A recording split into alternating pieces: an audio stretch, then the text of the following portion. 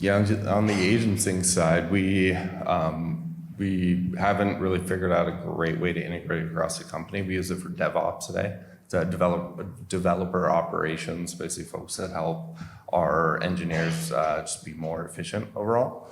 But I think the way at least I think about ChatGPT is it doesn't replace a human. It can augment a human in a tremendous way, in ways that we can't even imagine right now. ChatGPT can probably write most of the content that we put out on the marketing side.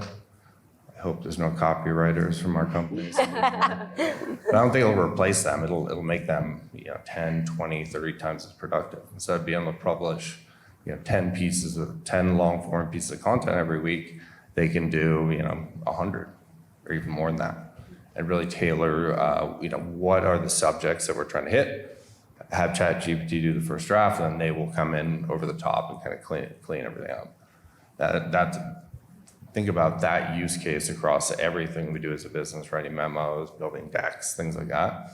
For internal operations, it could save a ton of time. And really, it's built for doing the things that humans don't want to do, things that are repetitive, things that are manual, things that can be automated. And that's what I'm most excited about.